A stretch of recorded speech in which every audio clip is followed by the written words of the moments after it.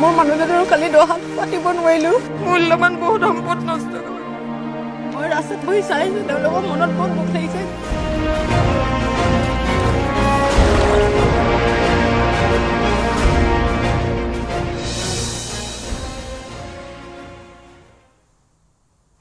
ঠাই ঠাই বান কমিছে কিন্তু এতিয়াও শিৱসাগৰ জিলাৰ শতাধিক গাঁও বানৰ কবলত আছে আনহাতে নিশাৰে পৰা নাজিৰাত ধাৰাসাৰ বৰষুণ দিছে আৰু যাৰ ফলত একাংশ পৰিয়ালৰ ঘৰত পুনৰ পানী সোমাইছে শুকুৰবাৰৰ দিনটো দিখৰ জলস্তৰ কিছু হ্ৰাস পাইছে যদিও বিপদসীমাৰ ওপৰে বৈ আছে দৰিকাৰ জলস্তৰ আৰু ইয়াৰ পূৰ্বেও কোৱা হৈছিলে যে দৰিকাৰ জলস্তৰ যদি বৃদ্ধি পায় তেতিয়াহ'লে কিন্তু এই যিটো বিষম পৰিস্থিতি এই পৰিস্থিতি খুব এটা সোনকালে হাম কটাৰ কোনো উপায় নাই আজি 11 দিনে জলমগ্ন হৈ আছে বেতবাৰী মৌজাৰ চাংমাই গাঁৱৰ বহু পৰিয়ালৰ বাসগৃহ বানত সৰ্বোচ্চ হেৰুৱাৰ পিছত দিশহাৰা হৈ পৰিছে হাজাৰ হাজাৰ বৰ্ণাঢ্য এতিয়াও আশ্ৰয় শিবিৰ পথৰ ডিভাইডাৰ ৰাজপথত এখন তিৰপাতলত বাস কৰিছে বাসগৃহসমূহৰ যদি আপুনি ভিতৰৰ দৃশ্য চাই দেখিলে বুজি পাব যে এই যিটো সমস্যা বৰ্তমান বাসগৃহসমূহত আছে গতিকে এয়া বৰষুণ কমি যেতিয়া ৰ'দ দিব তেতিয়াও কিন্তু এই সমস্যা সমাধানৰ বাট ওলোৱাটো খুব এটা সহজ নহ'ব গতিকে এতিয়া যথেষ্ট প্ৰত্যাহ্বান আছে বান কমাৰ পিছৰ প্ৰত্যাহ্বান আছে বৰষুণ দিয়ে আছে গতিকে জলস্তৰ হ্ৰাস পোৱাও নাই বা ঘৰে ঘৰে সোমোৱা পানী কমাও নাই কৰবাত যদি দুই এঘৰৰ পৰা পানী ওলাইছে পলসে পুতি পেলাইছে মুঠৰ পৰা যিটো দুৰৱস্থা যি বৰ্ণনাতীত পৰিৱেশ এই পৰিৱেশৰ পৰা উপশম পোৱা বা এই পৰিৱেশৰ পৰা ওলাই আহিবলৈ আৰু যথেষ্ট সময় লাগিব তাৰ উপৰিও এখন এখন ঘৰ পুনৰ নিৰ্মাণ কৰাৰ দৰে এটা পৰিৱেশ পৰিস্থিতিৰ বৰ্তমান সৃষ্টি হৈছে ঘৰ ভাঙি গৈছে ভেটি উচন হৈছে পানীয়ে উটুৱাই লৈ গৈছে কৰবাত যদি ঘৰ আছে ভিতৰত পলসে পুতি পেলাইছে বস্তু বাহিনী সামগ্ৰী একো নাই সকলোতে এতিয়া বোকা মাথো বোকা বস্তু বাহিনী উটাই লৈ গৈছে কিতাপ পত্ৰ আনকি যি য'ত লাম লাকুটো আছিলে সকলো শেষ হৈ গৈছে গতিকে সকলো এতিয়া একে ধৰণে আছে একেখন চালিৰ তলত থাকিবলগীয়া হৈছে কি ধনী কি দুখীয়া কি উচ্চ কি নিজ সকলোৱে ত্ৰিপালৰ তলত বাস কৰিব লগা এটা পৰিৱেশ পৰিস্থিতিৰ বৰ্তমান উজনিত সৃষ্টি হ'ল গতিকে নাজিৰাটো আমি দেখুৱাইছোঁ দৃশ্য ঘৰৰ ভিতৰে বাহিৰে পানী বিদ্যালয়ত পানী গৰমৰ বন্ধ এতিয়া খোলাৰ কথা নাহেই আৰু খুলিলেও যে ছাত্ৰ ছাত্ৰী আহিব নোৱাৰিব কিন্তু তাৰ বাবে এটা কথা ঠিক যে চৰকাৰে কিছু ব্যৱস্থা গ্ৰহণ কৰি আছে যেনেকুৱাই নহওক কিয় গ্ৰহণ কৰিছে আৰু সেয়া কাৰ্যকৰী হ'ব বুলি সকলো আশাবাদী সকলোৱে বাকী মন্ত্ৰী বিধায়কৰ মুখলৈ চাওক নাচাওক কিন্তু মুখ্যমন্ত্ৰীৰ কথা বিশ্বাস কৰে গতিকে মুখ্যমন্ত্ৰীয়ে যি আশ্বাস দিছে প্ৰতিশ্ৰুতি দিছে সেয়া সফল হ'ব বা সম্পূৰ্ণ হ'ব বুলি সকলোৱে আশা কৰিছে তাৰ ভিতৰত হৈছে কিতাপ পত্ৰ দিয়া তাৰ ভিতৰত হৈছে যে তেওঁলোকে যেতিয়া বিদ্যালয় খোলাৰ পিছত যেতিয়া তেওঁলোক বিদ্যালয়লৈ যাব পাৰিব তেওঁলোকৰ বাবে বিনামূলীয়া ইউনিফৰ্ম দিয়া 1000 টকা 3000 টকা 5000 টকা দিয়া যিবোৰ প্ৰপত্ৰ ইতিমধ্যে পানীত শেষ হৈ গৈছে নষ্ট হৈ গৈছে নাইকিয়া হৈ গৈছে সেই প্ৰপত্ৰসমূহ বিনামূলীয়াকৈ তেওঁলোকে যাতে পায় দ্বিতীয়টো কপি এটা কথা হৈছে সেই দ্বিতীয় কপি ওলাবলৈ যাওঁতে যাতে কোনো দালাল চক্ৰৰ কবলত নপৰে তাৰ প্ৰতিও লক্ষ্য ৰাখিব লাগে অৱশ্যে আজিকালি ছ'চিয়েল মিডিয়াৰ যুগ যিকোনো এটা কথা যিকোনো কামৰ ক্ষেত্ৰত যদি কোনোবাই অনিয়ম কৰে তেতিয়া সেয়া ছ'চিয়েল মিডিয়াত আজিকালি ওলাই যায় গতিকে কোনেও তেনেকুৱা ধৰণৰ অনিয়ম সংঘটিত কৰিব নিশ্চিত ৰূপত নোৱাৰিব বুলি আশা কৰিব পাৰি যিয়ে নহওক কিয় এই গোটেইখিনিৰ পিছত এতিয়া কথাটো হৈছে যে এটা নতুন সংগ্ৰাম আৰম্ভ হ'ব আৰু সেই সংগ্ৰাম হৈছে যে তেওঁলোকে তেওঁলোকৰ ঘৰসমূহত প্ৰৱেশ কৰিবনো কেনেকৈ আৰু যাৰ একেবাৰে নাইকিয়া হ'ল তেওঁলোকৰ নিৰ্মাণ কৰাৰ ক্ষেত্ৰতো কেনেধৰণৰ সহায় পাব বিক্ৰম আপোনাৰ ওচৰলৈ আহিছোঁ সহায় যথেষ্ট হৈছে নোহোৱা নহয় দল সংগঠন নিৰ্বিশেষে আমি ইতিমধ্যে দেখিছোঁ যে বিভিন্ন ধৰণৰ সংস্থাসমূহ আহিছে বাহিৰৰ পৰা বহু আহিছে বহুখিনি ইনফ্লুৱেঞ্চাৰ আহিছে বহু সামগ্ৰী দিয়া হৈছে সকলো দিয়া হৈছে কিন্তু সেই সামগ্ৰীসমূহ ৰাখিবলৈ যিটো বাসস্থান যিটো ঘৰ এটাৰ প্ৰয়োজন সেই ঘৰটোৱেই নাই বৰ্তমান তেওঁলোকৰ আকৌ সেয়া পুনৰ নিৰ্মাণ কৰিব লাগিব আকৌ তাৰ প্ৰৱেশ মুঠৰ ওপৰত ভাবিলে ভয় লগা এটা পৰিৱেশ যি ভাবি থাকিলেও আচলতে ইয়াৰ কোনো শেষেই নাই বিক্ৰম আপুনি আছে তাত আপুনি বৰ্ণনা কৰি যাওক আমি দেখুৱাই যাম আমাৰ দৰ্শকসকলক বাপৰি মই এখন ঘৰৰ ষ্টেপত বহি আছোঁ এয়া নাজিৰাৰ গড়মূৰ এটা বৃহত্তৰ অঞ্চল এই অঞ্চলটোক বানে ধুই থৈ গৈছিল আৰু এতিয়াও এই অঞ্চলটোত পানী আছে কেমেৰাত প্ৰভাচলত দেখুৱাব পানী কিমান আছে এতিয়াও ঘৰৰ কাষত এয়া এতিয়াও একাঠু পৰ্যন্ত ঠায়ে ঠায়ে এয়া পানী আছে আৰু এতিয়া আপুনি এই ঘৰখন চাওক যে বলিয়া বানে কেনেদৰে এখন ঘৰ সম্পূৰ্ণৰূপে তছনছ কৰি থৈ গ'ল এই ঘৰখনত এয়া মাত্ৰ এই ঘৰখন মাত্ৰ উদাহৰণ ইয়াত প্ৰতিখন ঘৰ সম্পূৰ্ণৰূপে এক প্ৰকাৰ ধ্বংসস্তূপত পৰিণত কৰি থৈ গৈছে এই বলিয়া বানে ইয়াত তেওঁলোকৰ শ্ব'কেছ তেওঁলোকে এনেদৰে বাহিৰত থ'বলগীয়া হৈছে তেওঁলোকৰ বাহন এনেদৰে বাহিৰত থ'বলগীয়া হৈছে তেওঁলোকৰ কাপোৰ কানি সকলো কণ কণ শিশুৰ কাপোৰ কানিৰ পৰা আৰম্ভ কৰি বৃদ্ধ পিতৃ মাতৃৰ কাপোৰ কানিলৈকে সকলো তেওঁলোকে এনেদৰে বাহিৰত থ'বলগীয়া হৈছে তেওঁলোকৰ গাত এতিয়া পিন্ধিবলৈ এক প্ৰকাৰ কাপোৰ নোহোৱাৰ দৰে হৈছে কিন্তু তাৰ পাছত তেওঁলোক উপায়হীন এয়া আপুনি বিচনা চাওক এয়া হৈছে তেওঁলোকৰ বিচনা এইখন বিচনাত তেওঁলোক যে আৰু শুব পাৰিব সেয়া কোনো ধৰণৰ নিশ্চয়তা নাই বা সেয়া ৰিস্কটো হয়তো তেওঁলোকেও নল'ব। এই ধৰণেই এখন ঘৰ এটা পৰিয়ালক সম্পূৰ্ণৰূপে ধ্বংস কৰি থৈ গৈছে এই বলীয়া বানে। এই ধ্বংসস্তূপৰ মাজৰ পৰা নিজকে কেনেকৈ উদ্ধাৰ কৰিব সেয়া হৈছে ডাঙৰ প্ৰশ্ন। মাত্ৰ কেইপটমান সামগ্ৰী এই পৰিয়ালটোৱে বচাবলৈ সক্ষম হৈছে। কেমেৰাত যদি প্ৰভাসে অলপ এই গ্ৰিলৰ ভিতৰৰ পৰা যদি জুম কৰে, বেতৰ এখন সোফা আছে পাপৰি, এই সোফাখনেই কেৱল মাত্ৰ বচাবলৈ এই পৰিয়ালটোৱে সক্ষম হৈছে। কাৰণ তেওঁলোকে এই বেতৰ সোফাখন একেবাৰে নষ্ট হৈ যাব বুলি তেওঁলোকে এনেদৰে দুখন শ্ৰুণি তেওঁলোকে বান্ধি দিছিল, এই গ্ৰিলত তেওঁলোকে বান্ধি দিছিল। বান্ধি দিয়াৰ ফলত এই বেতৰ সোফাখন তেওঁলোকে বচাবলৈ সক্ষম হ'ল। এই ঘৰখনত মাত্ৰ এই বেতৰ সোফাখনেই বাচিছে। ফ্ৰিজৰ পৰা আৰম্ভ কৰি ৱাশ্বিং মেচিনৰ পৰা আৰম্ভ কৰি মিক্সাৰ গ্ৰাইণ্ডাৰৰ পৰা আৰম্ভ কৰি তেওঁলোকৰ সকলোখিনি এই পানীত সম্পূৰ্ণৰূপে ধ্বংস হৈ গৈছে। আনকি তেওঁলোকৰ যিটো নামঘৰ আছিল, তেওঁলোকৰ যিটো থাপনা ঘৰ আছিল, সেই ঘৰটোও কিন্তু বানত সম্পূৰ্ণৰূপে এক প্ৰকাৰ নষ্ট হৈ গৈছে বুলি ক'লে ভুল কোৱা নহ'ব। কেমেৰাত প্ৰভাসে জুম কৰিছে, আপুনি দেখা পাইছে এই থাপনা সম্পূৰ্ণৰূপে পানীয়ে উটুৱাই লৈ আহিছিল। কিন্তু দৰ্জাখন বন্ধ থকাৰ বাবে হয়তো একেবাৰে বাহিৰলৈ লৈ আনিব নোৱাৰিলে। কিন্তু যি স্থানত এই থাপনাখন প্ৰতিষ্ঠা কৰি থোৱা হৈছিল, সেই স্থানৰ পৰা থাপনা সম্পূৰ্ণৰূপে উটুৱাই লৈ আহিছিল। এয়া আছিল বলীয়া বানৰ সম্পূৰ্ণৰূপে বিভীষিকা। আমি কথা পাতিম গৃহস্থৰ সৈতে, আমি কথা পাতিম। আটাইতকৈ ডাঙৰ কথাটো যে পাপৰি মই কৈ থওঁ, এই ঘৰখনৰ গৃহস্থ কিন্তু হৈছে এগৰাকী জনপ্ৰতিনিধি। তেওঁ হৈছে ৰুবি সন্দিকৈ বৰা, শিৱসাগৰৰ চুকাফা জিলা পৰিষদৰ সদস্য ৰুবি সন্দিকৈ বৰা বাইদেউ আছে। বাইদেউ, ঘৰখনটো সকলো শেষ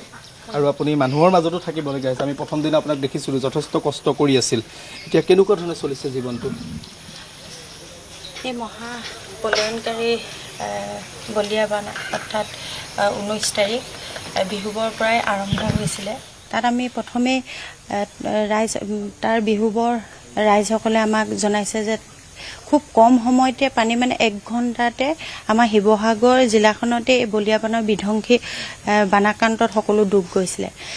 তেতিয়া যেতিয়া তেওঁলোকে খবৰ দিলে, আমি তাত উপস্থিত হ'লোগৈ। আমাৰ দায়িত্ব আৰু কৰ্তব্য আছে বুলি আমি ৰাইজৰ মাজত গ'লোঁ। গৈ দেখিছোঁ যে চকুৰ সন্মুখতে আপোনাৰ মানুহৰ পৰা, ঘৰৰ পৰা গৰু ছাগলী আদি কৰি যি ধৰণে মানে বানপানী উটি ভাহি আহিছিলে, সেই সময়ত কি কৰোঁ কি নকৰোঁ নিজক মানে উপলব্ধি কৰিব নোৱাৰিছিলোঁ। আমি সেই সময়খিনিত মানে চব পাহৰি যোৱা নিচিনা হৈছিলোঁ। তাৰ পাছতে আমাৰ প্ৰশাসন তাত আছিল যদিও আমি সেই সময়খিনিত তাত বিশেষভাৱে 4জন নাৱৰীয়া কিন্তু আমি এই সময়খিনিত নাম ল'ব লাগিব। কাৰণ তেওঁলোকে প্ৰায় 400মান মানুহক নেপালী খুটি উদ্ধাৰ কৰিলে। আজি সেইসকল যদি নাথাকিলেহেঁতেন, আৰু মানে বিহুবৰ প্ৰায় সকলো বিহুবৰ ৰাইজৰ প্ৰায় 1000ৰ ওপৰত মৃত্যুবৰণ, বা 1000 নহয় 2-3 হাজাৰ ওপৰত মৃত্যুবৰণ কৰিলেহেঁতেন। ঠিক তেনেধৰণে প্ৰায় য'ত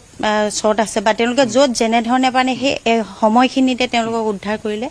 আমিও তাত সেই সময়খিনিত আছিলোঁ। আপুনি গাড়ী ঘোঁৰা আদি কৰি সকলোবিলাক দেখিছে। আৰু পলসে এনেকুৱা ধৰণে পুতি পেলাইছে যে ঘৰৰ, আৰু আজিলৈও তাত কিমান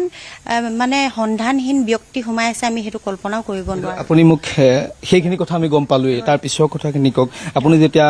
ৰাইজৰ মাজলৈ গ'ল, তাৰপাছত আপুনি যেতিয়া নিজৰ ঘৰখনলৈ ঘূৰি আহিলে, নিজৰ ঘৰখনৰ যিটো পৰিৱেশ দেখিলে, তেতিয়া আপোনাৰ কি হৈছে? চাওক, আমি এতিয়া এই বান অৰ্থাৎ অবাস্তৱ, অপৰিকল্পিত ৰাইজৰ মাজত যেতিয়া যাওঁ, গৈ দেখা পাওঁ যে সকলো হাহাকাৰ, চাৰিওদিশে হাহাকাৰ। আমি যিমান পাৰোঁ চেষ্টা কৰিছোঁ ৰাইজৰ মাজত দুৰ্গম অনুষ্ঠান, মানে দুৰ্গম পৰিস্থিতিত যিসকল এতিয়াও ৰাইজে ঢুকি পোৱা নাই তেওঁলোকৰ ওচৰলৈ যাবলৈ। কিন্তু ঘূৰি আহি নিজৰ ঘৰখনত যেতিয়া সোমাই পৰোঁ, পুনৰ আপুনি পৰিৱেশটো দেখা পাইছেই, মানে ক'বলৈ ভাষা নাই। আমি এটা কথাই ভাবোঁ যে ক'ৰ পৰা আৰম্ভ কৰি ক'ত শেষ হ'ব, সেই কথাখিনি ভাবি ভাবি আমি উৰে নিশা উজাগৰে থাকিব লগা হৈছে। কেৱল মই বুলি নহয়, প্ৰতিজন ৰাইজে বানাত যিমান বানাক্ৰান্ত হৈছে ৰাইজসকলৰ প্ৰত্যেকৰে সেইটো কিন্তু সেইটো এটা অনুভৱ। আৰু এইখিনিতে মই আমাৰ শিৱসাগৰলৈ উজনি অসমৰ পৰাই হওক লাগে, যি ধৰণে দল সংগঠন হওক, মই মানে এটা কথাই ক'ম যে ধেমাজিৰ পৰাও মই প্ৰায় পাইছিলোঁ যে তেওঁলোকে নিজৰ যি ৰেচন, চৰকাৰে পোৱা ৰেচনৰ টোপোলাটো তেওঁলোকে শিৱসাগৰ ৰাইজলৈ লৈ আহিছে, অসমখনৰ পৰাই আহিছে। হয়, তেওঁলোকৰ টোপোলাটো নিজৰ হাতেৰে খুলিছোঁ। তেতিয়া কাৰোবাৰ এটা ৰঙালাও, কাৰোবাৰ ঔটেঙা এটা, কাৰোবাৰ বাৰীত লগা অমিতা এটা, এইবিলাক দেখিও এই দুখৰ মাজতো ক'ৰবাত নহয় ক'ৰবাত যে সেই মানুহে মানুহৰ বাবে সেই সমন্বয়টো যে আমাৰ অসমখনৰ মাজত যিটো সমন্বয়, সেইখিনিও সেই সমন্বয়ো যেন সেইটো কাৰণে আমি সকলো শিৱসাগৰবাসী ৰাইজ হৈ আমি যিমানসকল মানৱদৰৱী ব্যক্তি আমাৰ অনুদানৰ কাৰণে আহিলে আপোনালোকৰ অবাহতে তেওঁলোকক আন্তৰিক ধন্যবাদ জ্ঞাপন কৰিছোঁ পাপৰি এগৰাকী জনপ্ৰতিনিধি আৰু তেওঁ চকুত চকু পানী কাৰণ ৰাইজৰ মাজলৈ গৈছে ঠিকেই ৰাইজে বিচাৰিছে জনপ্ৰতিনিধিক ৰাইজৰ মাজলৈ গৈছে ঠিকেই কিন্তু ৰাইজৰ মাজৰ পৰা ঘূৰি আহি যেতিয়া নিজৰ ঘৰখনতে সোমাব নোৱাৰা এটা পৰিৱেশ তাৰ পাছত স্বাভাৱিকতে জনপ্ৰতিনিধিয়ে এনেকুৱাকৈ কান্দিবলগীয়া হৈছে এই ঘৰখনৰ পৰিৱেশটো চাওক আপুনি এটা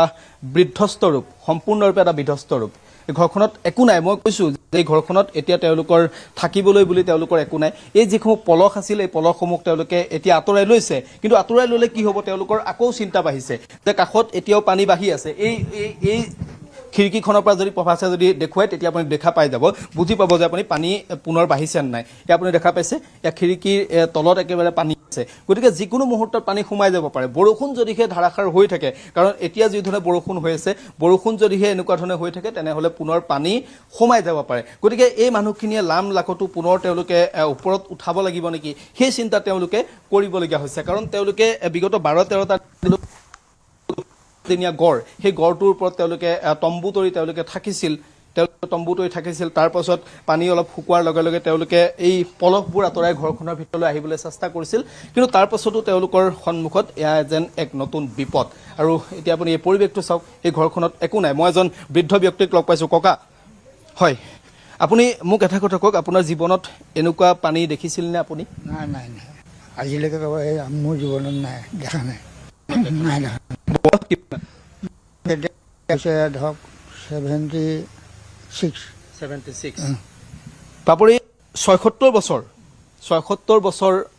বয়স এই ককাৰ কিন্তু তেওঁক মই সুধিছিলোঁ যে এনেকুৱা পানী আপোনাৰ জীৱনত দেখা পাইছিল নে তেওঁ কৈছে নাই দেখা